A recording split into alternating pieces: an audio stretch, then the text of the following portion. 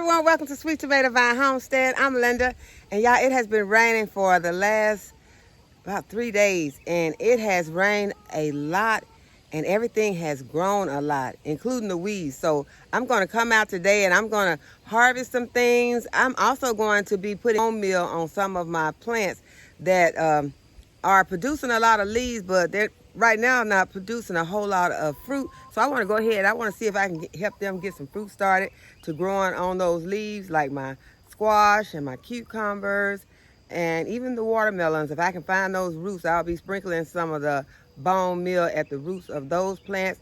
I will also be putting some bone meal at the roots of my tomatoes, because bone meal helps to help with blossom end rot. And so those are some things that you don't want to have to deal with in your tomatoes when you come out and your tomatoes have begun to rot and on the ends while they're still on the vine. So you don't want to have that. So bone meal is said to help with that. So I'm going to let these chickens out. And some of you were saying that I needed to put my feeder up under the something so that the rain would not get it. So right now I have it sitting in the other chicken house, because most of the time, since we've been having some predators around, we try to keep them all together at night just to try to make them feel better. Sometimes we'll go ahead and divide them up, but they seem to like all being together like that. So what we are using that house for right now is at night to help to keep little pests from getting in the food. During the times when it's really raining, we'll keep it underneath there. And it's supposed to be really raining today. I have had no problems with the waterer,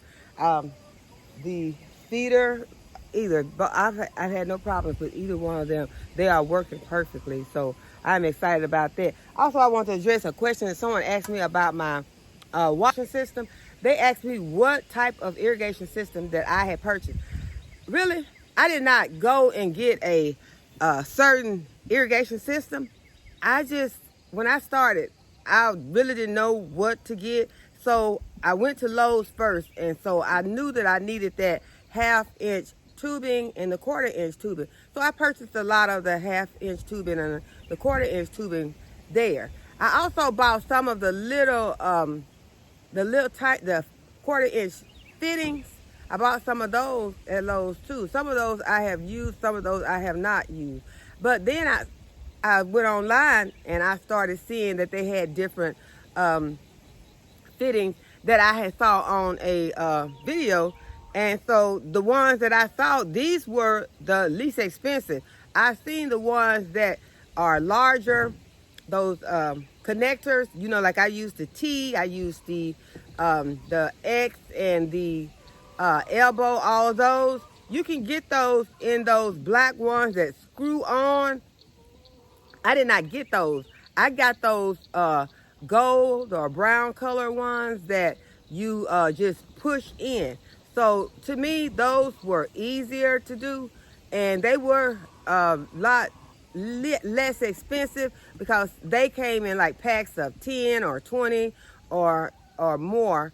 And when you get those other ones, they were coming like 1 or 2 or 5. So I was going by the price, the quantity, and the fact that this is one I was familiar with, because I had watched videos with someone that was using those. So that is what I chose, and so far I am liking those. I've seen those other ones, and I also have some because I did purchase a one kit that had one that came with, it was like a kit, but it was a one for like your shrubs and your trees. And so it had some of those ones that you can screw on. It came with that. I've never used those. I still have them in the box. I may end up putting them around some of my trees that I have out there later on, but right now I'll probably just be hand watering some of those extra things that I don't have connected to my irrigation that I have running. So I just wanted to clear that up, because I did not answer that on my comments, because I didn't have one. And so I just decided that it would be easier for me to tell you than to try to put all that in. So I'm going to go ahead, I'm going to let these chickens out, and I am going to get them fed and watered. And then we have some things that we are going to do today. And we're going to check out some things. And we are also going to put that fertilizer underneath those plants so I can start getting some harvest off of those squash and cucumbers, and even more off the tomatoes. Tomatoes are producing fruit. Right now it's all green, but I want to go ahead and see if I can feed them, because as we know, those squash, cucumbers, tomatoes, watermelons, all of those are heavy feeders. So you have to remember that you have to continue to put your fertilizer on them. And if you see that you're getting a lot of leaf growth already, then that means that you don't really need any nitrogen. But you do need those fruits to come on those plants. So you want to go ahead and add something that's going to help produce the fruit, and that's going to be your bone meal. It could be bone meal, it could be feather meal, it could be kelp meal, or any of those. But I have bone meal. Thanks, Wanda. I have bone meal. So that is what I'm going to be putting on mine today. So y'all, let's get started.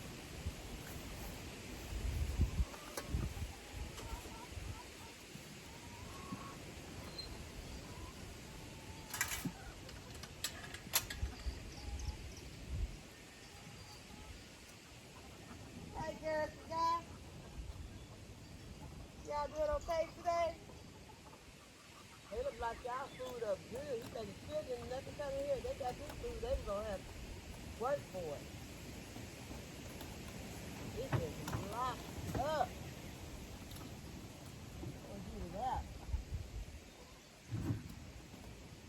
Y'all ready for it too, huh? I see.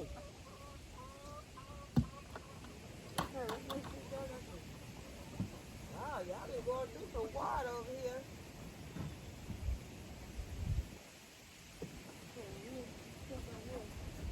Okay, y'all got plenty of water right there.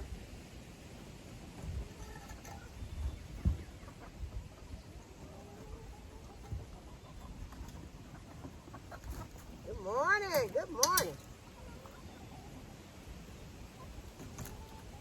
Hey, you the last one out? All right, well, y'all enjoy yourself. I'll be back later.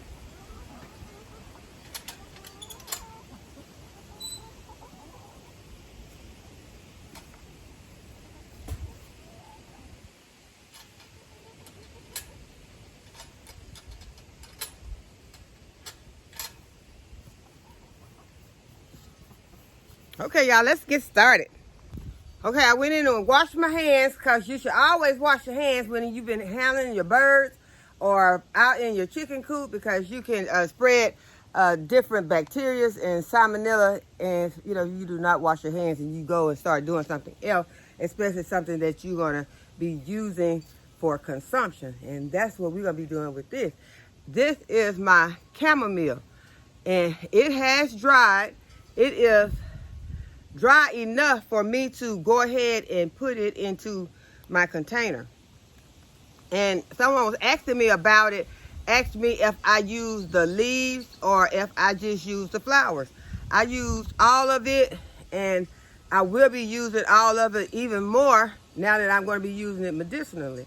But for these, I could just take this off like this. You see how it all came off like that? But I'm not going to do that. I have my bags out here, because it is, you see, it is crumbling up. It is good and dry, and that's what you want when you're dealing with your herbs. You want to go ahead and get these herbs nice and dry so that you won't have to worry about them getting mold and mildew on them. So I put them inside of my bag, and I just take them and give them a mash.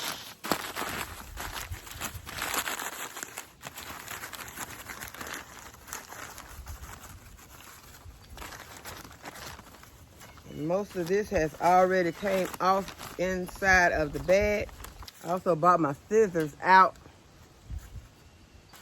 In case some of it's being stubborn, I can just take these scissors with it still inside the bag and I can just go in here and I can cut these leaves, stems, and all. Since I said I will be using all of this plant for medicinal purposes. And if I wanted to come and get some, but I already have some that I am using for my tea, it don't have any of the stems or anything in it.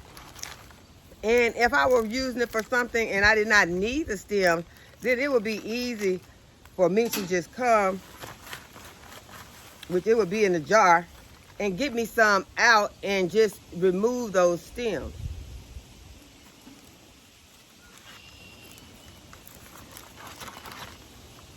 But if you're making it a salve, or if you're making a tincture or something like that, all of that would be okay to have in there. And so any extra stems that are really tough or woody that you don't want in there, you can discard of those.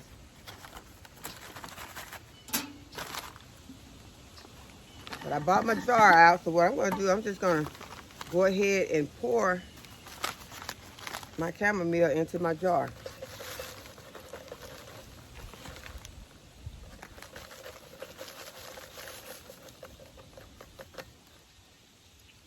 Okay, so this is a really fast way to do it. So if you wanted to, you could, you know, slow it down. You could just take each one of these, or you just wanted just those flowers, you could take them all off, or you could get one of the kids to do it. You know, sometimes, you know, kids will help out with these types of things, and let them sit and pull each one of these little flowers off. If you were just wanting to use them in the tea and you did not want to have the flavor of those stems or the leaves in your tea, the stems and the leaves will make your tea a little stronger, maybe a little more bitter. But if you don't want them that way, you can just do them, you know, if you don't want to worry with that, you can just go ahead and do it the fast way, like I'm doing it. Just put them inside the bag and cut them. And the chamomile, it's dry, but it did not get really crispy. But it is, the leaves are dry.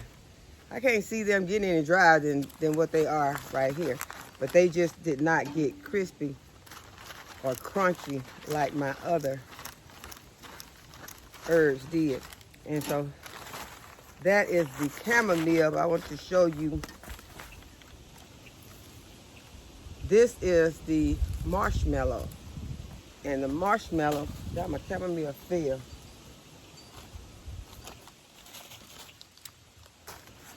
Marshmallow is more crispy. You can hear it.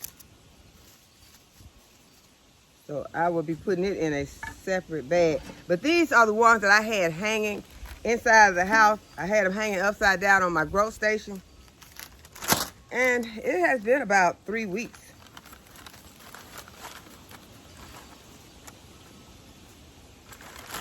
And I also have my sage. And I think that the sage is the one that got the most crisp. This is still some marshmallow leaves. So go ahead and put the sage inside the bag. And the sage has some of the flowers on it. Some of the purple flowers are still on the sage. So I'm not going to worry about those. I'm gonna put those in also. Lost the leaf.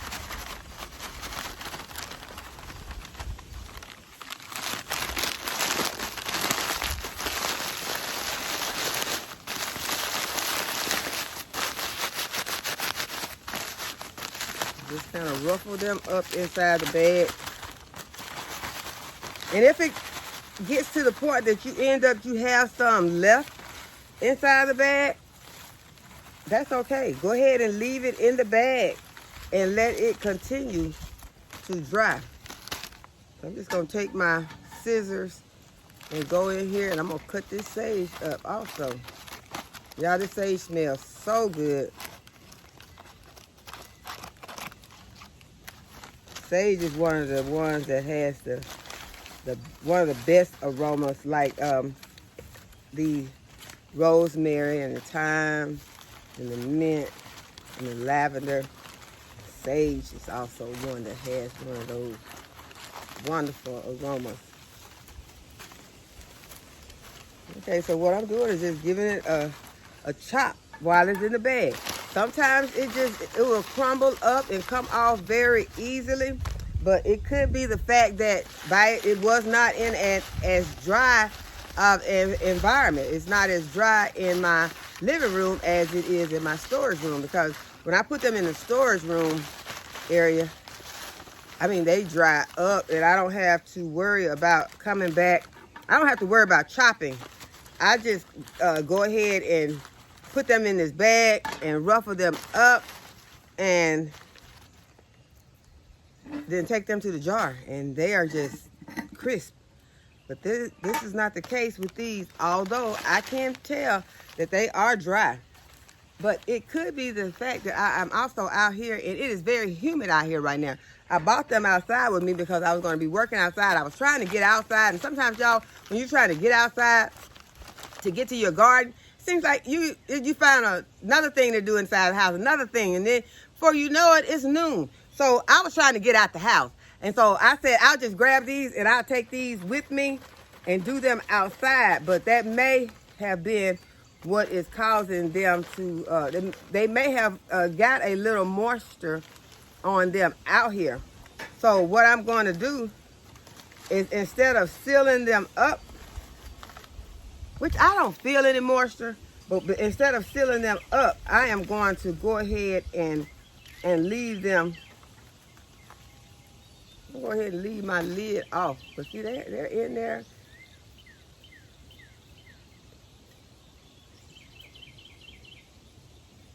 Now that is our sage. And y'all, every time I end up harvesting some sage, I end up with a jar full of this. So that's why we have to use a lot of our sage. Go ahead and use your herb so that you will be able to, you don't want to just have jars and jars and jars of it. You want to go ahead and you want to use it. So you can make tea out of this. You can definitely use it in your cooking. You can do a lot of different things with your sage. So go ahead and use your herb. So that is all we're going to do on the herbs. Now, let's go and put some fertilizer on some of these plants. I was also asked to show the bag that I used that had my diatomaceous earth in it. And this is the diatomaceous earth that I used. So I just wanted to make sure that I showed that today, because I did not show it in the video when I was distributing it. Okay, y'all, so let's get started on some other things. Okay, so this is one of my plants that I have been kind of babying. I've been over here checking underneath it, which I've been checking underneath all of my squash plants to see if they have any squash bugs or anything on them. I've been sprinkling this diatomaceous earth on it. So now I'm going to go ahead and I'm going to put some of this bone meal on, because I want to get some fruit off of this, because I have not gotten one piece of fruit off of it. It has been getting a lot of flowers, and it has some squash coming on it, but they did not get pollinated that good. So they did not get pollinated good enough. So they did not come to maturity. The fruit did not come to maturity on the plant. So I am going to sprinkle some of this bone meal at the root of this plant. If I can find the root, that is going to be the thing, finding the roots on some of these plants. So I'm going to sprinkle some at the root of this plant. I found the roots, and I'm not going to water it in, because as I said, we're definitely getting a lot of rain today.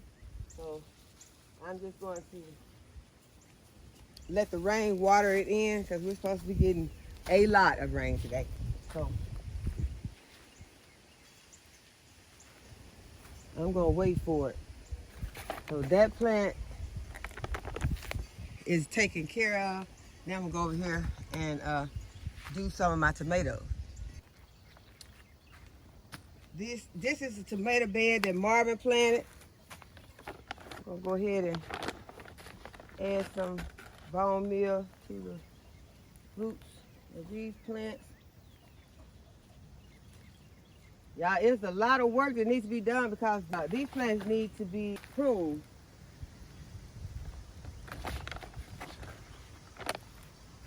And I'm sure I will get around to it because if I stop to prune them now, I will not get to do all of the other things that I want to get done.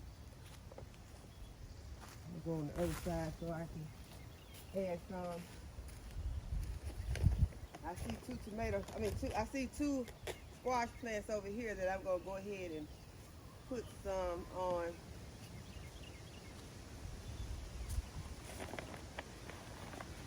Yeah, I stopped to do 2 squash plants on the way to this other side. I have 2 squash plants in containers over here, and I went ahead and put some on them.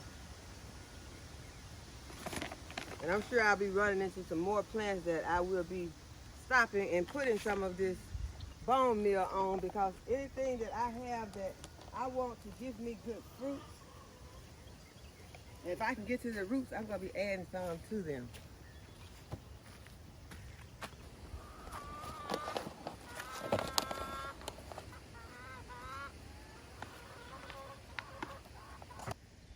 Okay, you all, look at this. All of this is cucumber plant. And I have not gotten one single cucumber yet. So that is why I am trying to add some bone meal so that I can get some fruit off of these cucumbers. Because they are large enough to be giving me some fruit. And they have a lot of flowers on them. So I'm going to take my shovel. I left my shovel over here. Let me get my shovel so that I can get in here to see if I can see the roots. Because if I don't see the roots, I can't put the bone meal on the plant.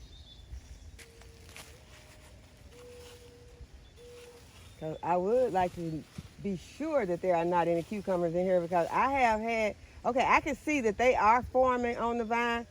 I will take you down so you can see that they are forming. But I still want to put some bone meal on these plants. Okay, can you see those cucumbers forming on the ends of those flowers? So we are about to have a lot of cucumbers this week.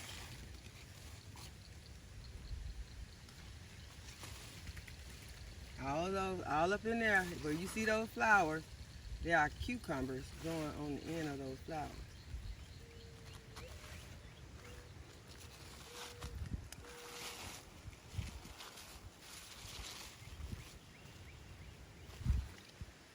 There are wasps out here also, but I do not see any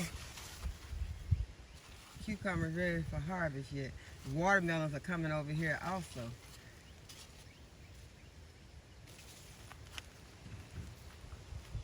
There is cucumbers and watermelons growing all over here.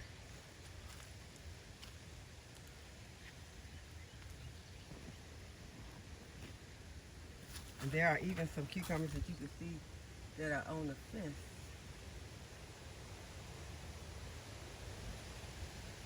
That's up in there.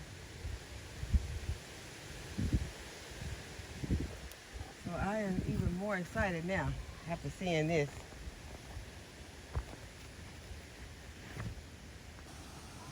So this is what the cucumbers and watermelons are looking like. We came out and looked at these strawberries yesterday, and Caleb said that he was going to give them one more day and he was going to come back out and get them.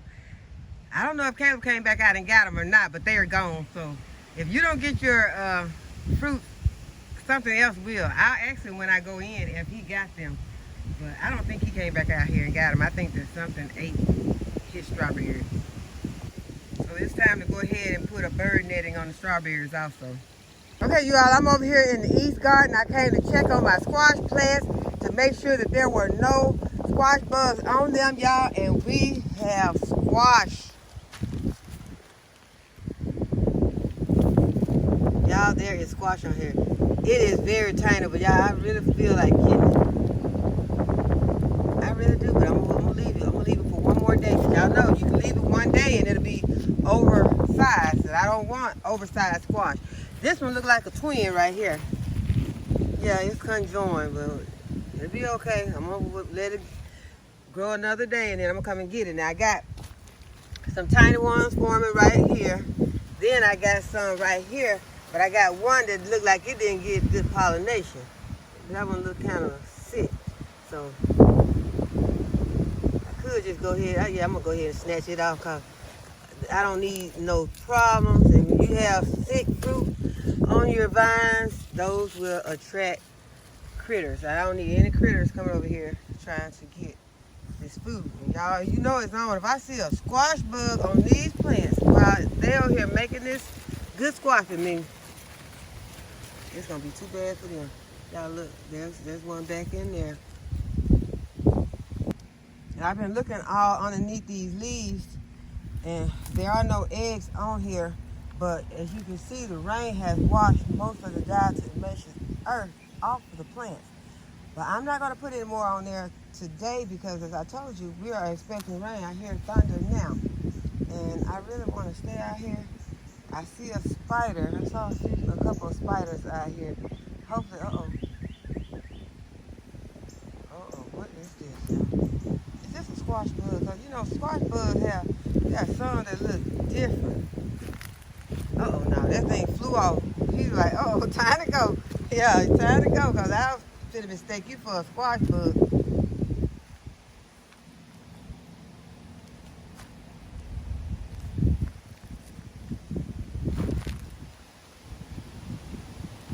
I saw another type of squash or pumpkin, because you know I have pumpkins planted over here also. And so I saw another one, but now I don't see it. I got distracted by that bug. But it had a different shape. So let's see, I don't see it anymore. I know it's here somewhere, but I really don't have time to be looking for it because I have a lot that I want to get done before it starts to rain.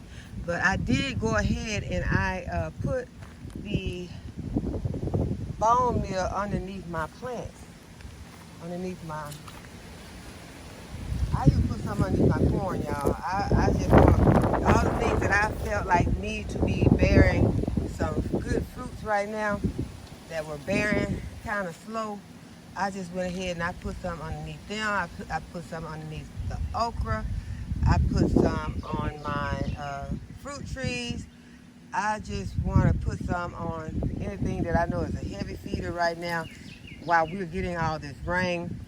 And I want to go ahead and make sure that they have plenty of nourishment so that I can get my fruit. But I don't see the other fruit that I saw. It was a different variety. But it's here. But there are more of these crookneck squash right there. I think that's crookneck. It might be straight neck. It's kind of hard to tell when they first start bearing.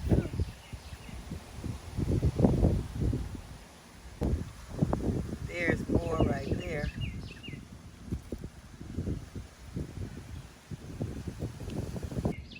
There's some of that KK squash that is going to have the seeds that you can roast, like the pumpkin seeds, and so I'm excited about seeing that forming fruit. And this golden delicious tree is holding on to its apples really good. Matter of fact, it is covered in apples. Y'all, look how huge this mammoth sunflower has gotten. I'm gonna have to remove some of these apples from this gala apple tree because it is weighing the tree down, and I'm afraid it's gonna break those limbs. But the peaches on this tree are evenly distributed and they are doing fine. So now I'm gonna do a little harvesting before the rains get started.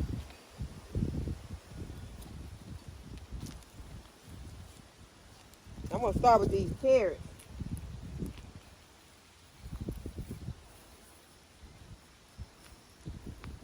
I'm just gonna kind of thin them out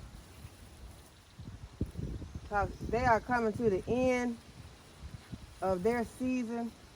It's about to get really hot, and I want the carrots to just get woody in the ground. So I'm gonna go ahead and I'm gonna thin these out get some now and save some, and I can harvest a couple more times before it gets too hot.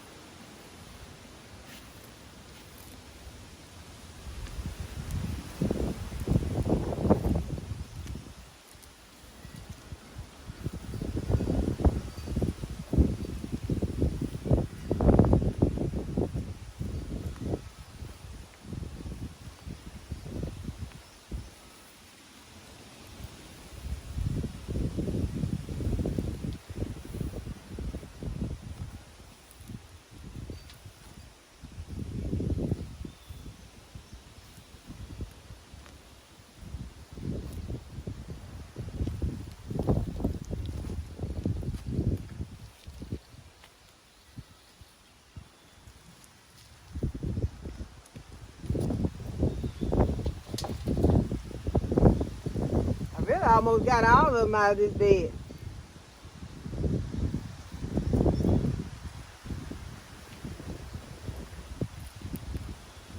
But some of them are tiny, but then some of them are not. So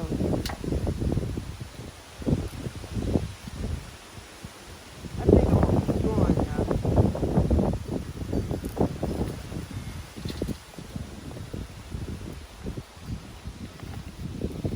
Then I'll go ahead and just, instead of, I'll just go ahead and put these in the freezer.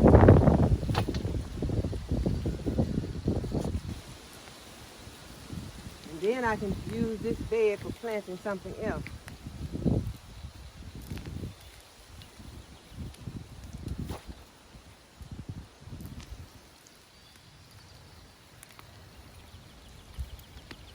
And I think while I'm doing it, I'll go ahead and check the one next to it. Go ahead and get my carrots in the freezer.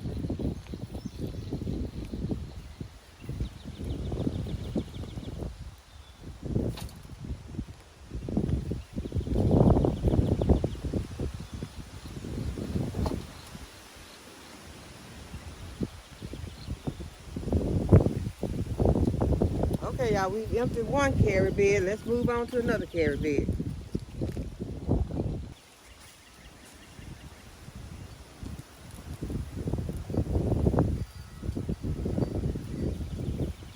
These are some of the purple carrots mixed in over here.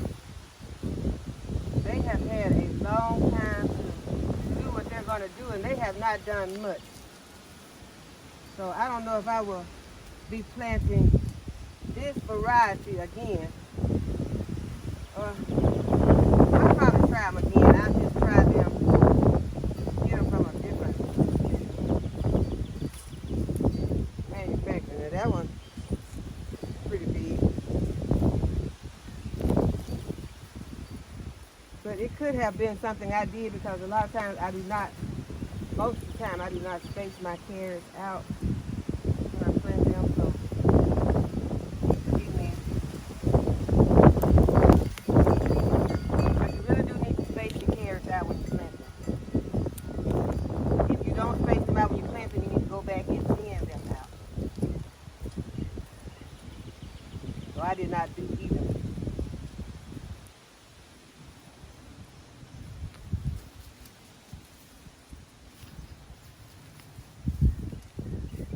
See, this is what I call when you just holding up a bed. You don't want to hold up a bed for something that's not being productive. But this is food. This is food right here. This is food. But this is a pretty nice sized container. And you want to be able to, to grow more food in a space like this. So I am going to decide what I'm going to plant in here, because I have a lot of stuff that I told you all that I suggest getting planted. What's going on?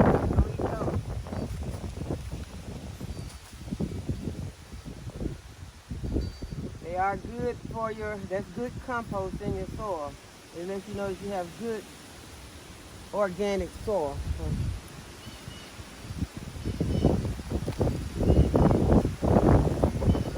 some of these will be good, some of them might be kind of woody. I will see once I get them inside.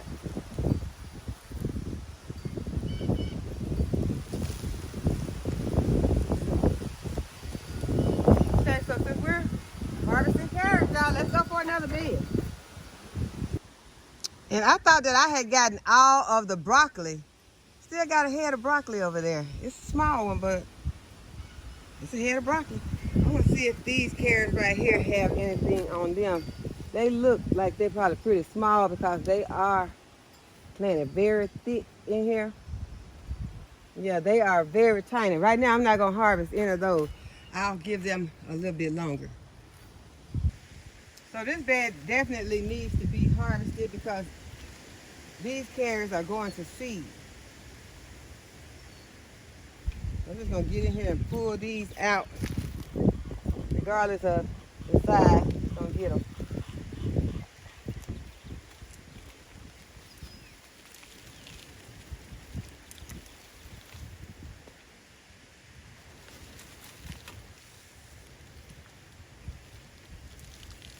Put my soil back in here.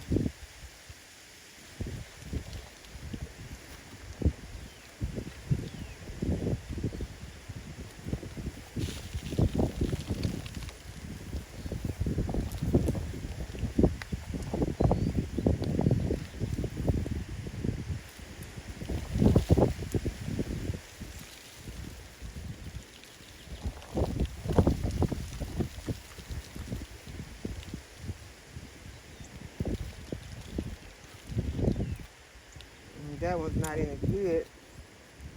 A couple of them not any good. I'm gonna get those to the chickens.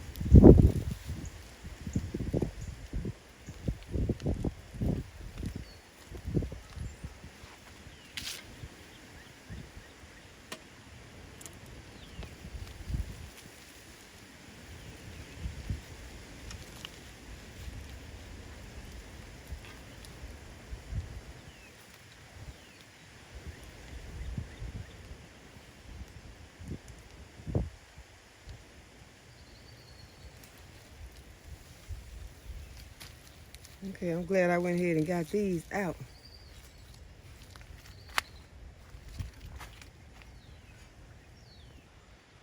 Okay, y'all, let's see what the carrots look like in this bed.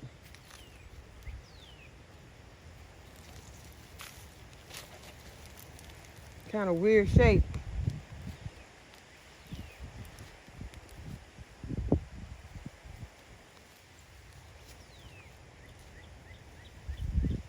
Weird shape or tiny.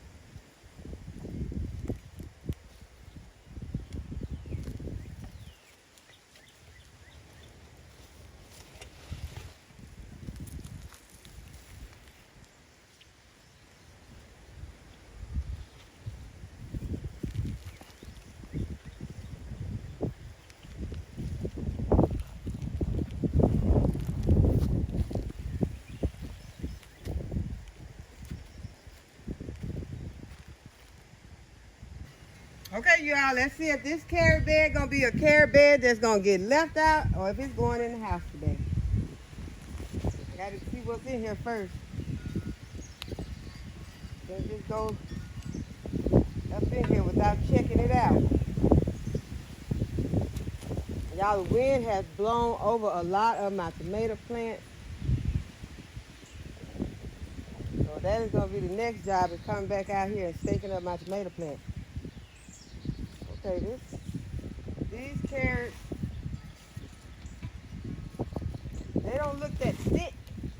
They don't look, planted too thickly, so let's see. I'm just gonna start pulling some and see what they're looking like, and that's how I'm gonna Make my decision. Oh, y'all, look like this one for the house. Okay, we're gonna take these. So hopefully all of them or most of them are about like this. Cause I'm gonna just snatch them up just like I did those. So that I can get in the house before it starts raining or storming. And this would be what I would be doing today. I will be inside working on these carrots.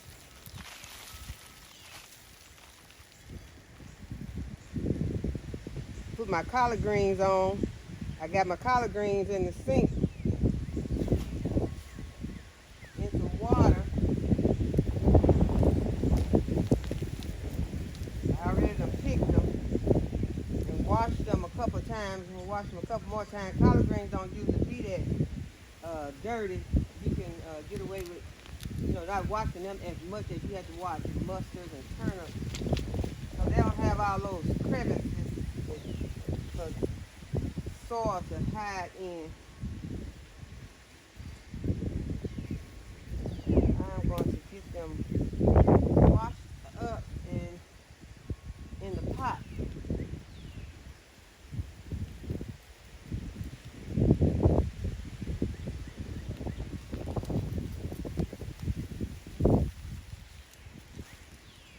I was going to do some sweet potatoes, but now I'm thinking about just roasting some of these carrots.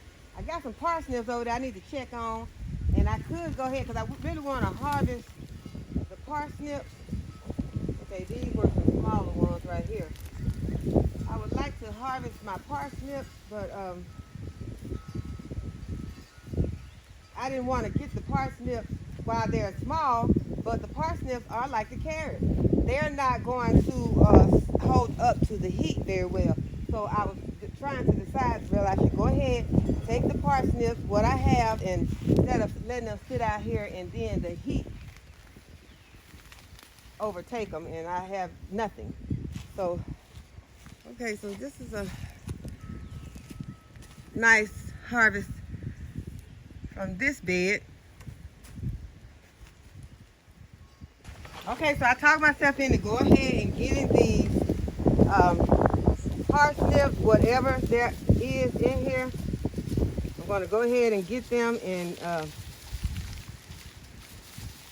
free up this container because I don't think that they're going to do much more. And there are not very many in here, but I will eat the ones that are edible. But it is getting too hot for these parsnips. That's a tomato right there.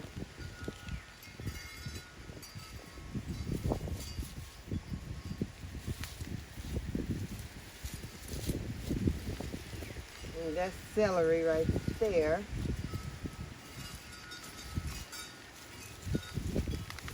Okay, so there wasn't very much of anything on the parsnip.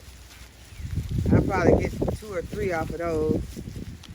I'm going to get them and I'll mix them in with my carrots. Okay, so I'm going to go over here. I have another parsnip bed. So let's go over here and empty it also. And as I told you all, this is my first time growing parsnip. And so now I know more about how to grow them. I know I need to get them planted early enough so that I can get my harvest out by the early spring so that I won't be out here trying to, See, I keep forgetting y'all. Y'all heard me over there say that was a celery. I believe that was a parsnip too. I keep forgetting that celery and parsnip in the same family and they're gonna be looking alike. So when I harvest them and I see that this here, I planted a watermelon in here also. So yeah, I'm just gonna go ahead. I'm gonna pull all this out. And I'm gonna go back over there and get that other piece that I said was a celery. Now that one acting like it's a big one. It's making me have to tug on it. And it's not that big, but this is gonna make a nice mixture with our carrots. You all have have never tried roasted carrots with parsnips, y'all. It is so delicious. My daughter told me to make sure that I save her some. She loves them, so do I. So I'm going to put these in the freezer in a bag so that when she comes down, I'm gonna mix these with some carrots and put them in the freezer. I'm gonna make sure we have a gallon-sized bag of this, and so when she comes down, we can have a nice dinner that's gonna include these roasted parsnips and carrots. Okay, so I think that I've harvested all of my parsnips now. There are no more parsnips, well, except this one that I left over here that I thought was a celery. So let's go get it. It's probably so tiny. Yeah, it wasn't even worth coming back over here for, but we got them all now. That's all the parsnips. Okay, so this container is ready to be planted up. I'm going to go ahead and get these labels out. That's a bumblebee tomato. Let's leave that in. Okay, so I got this container. I like having containers ready to plant.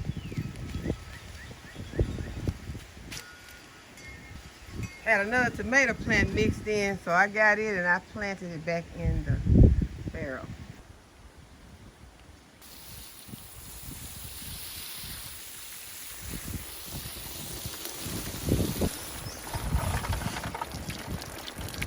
Okay, y'all, this is my carrot and parsnip harvest for today. So I hope that you all have enjoyed this video today and that you'll give the video a thumbs up and subscribe to my channel if you have not already subscribed. And go ahead and hit the notification bell to be notified whenever I upload a new video. And as always, thank you all for watching. I'll see you in the next video. Bye-bye.